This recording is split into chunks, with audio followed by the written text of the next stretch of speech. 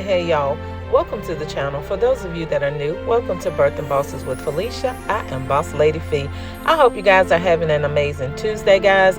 I'm having a great day.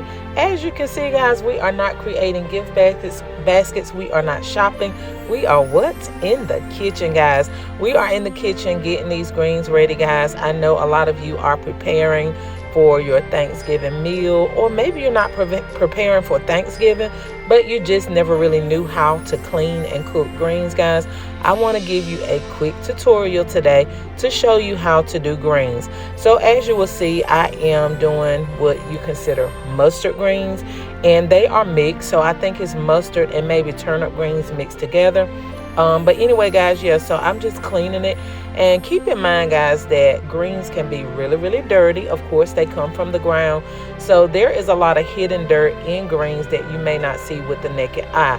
But do not let that fool you guys, because greens are really, really dirty. So you will see me going through each stem. And yes, it takes a lot of time. They're really good and they're really nutritious, guys, but it takes a lot of time to clean greens. And as you will see, I don't know if you want to call it de-stemming, but I'm taking the stem away from the greens, which some people cook it with the stem on it.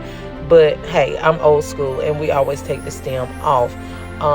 There are a lot of nutrients in the stem. There's a lot of nutrients in the entire green.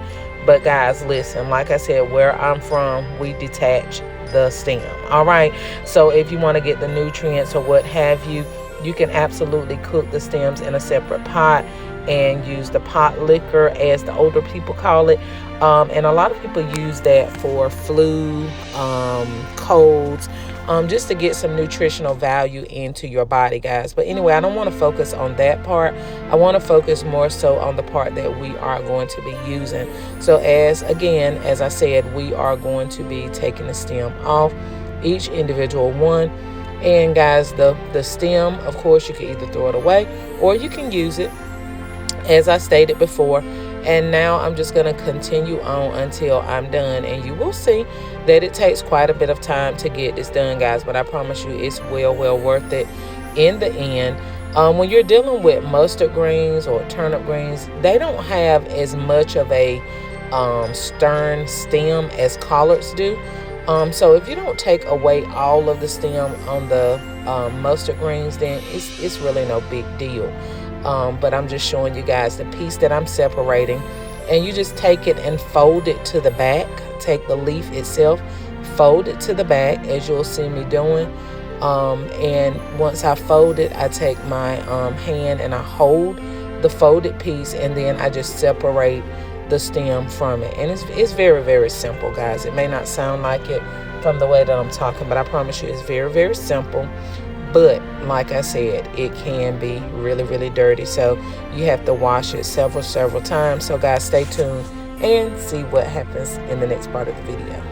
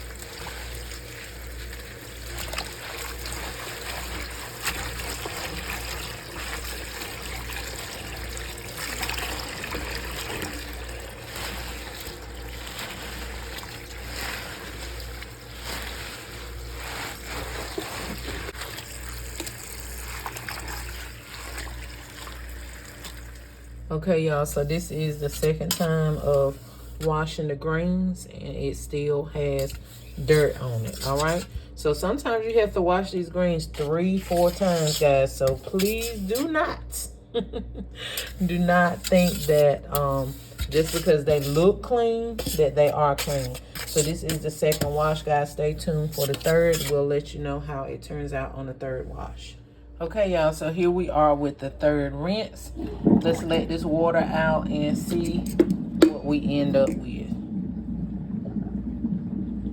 You will always be able to tell by the bottom of your sink if there's still dirt in your collards or salad, whichever one you're washing in your greens. You'll be able to tell at the bottom of the sink if there's still dirt. And I can go ahead and tell you from experience there is a little bit left. So you never know. It just depends on where you're buying your greens from. It will look like it's clean, and really it's not a whole lot of dirt left in here. You'll see a little bit. You see the residue of dirt right here. You might can't see it that good, but yeah, it's a little bit of residue of dirt left. So that means we are going to need to go for a fourth rinse. All right, after the fourth rinse we should be good. Okay, it just depends on where you buy your greens from. Sometimes they're not as dirty as they are other times. It just depends. I got these from Aside the Road from a gardener, so more than likely they don't wash their or pre-wash their greens as much as maybe the grocery store. Sometimes you go to the grocery stores, they already have the little sprinkler system over the vegetables. That way they are constantly washing the vegetables throughout the day, at least in the food line, in my food line in the store in the city where I'm located. That's what they do. So it just depends on where you're buying your greens from, guys, but make sure each time that you wash these greens that you do not see this. If you do see this dirt, make sure you go in another time until you're not seeing this dirt at all. Okay, it's not good, the fact that it's not that much and you be like, okay, well, I got it out. No, wash it one more time and make sure that your water is clear the next time. It's not gonna be clear because it's gonna be green, but make sure at the bottom of your sink that there is no more dirt residue left. All right, so let's try it one more time.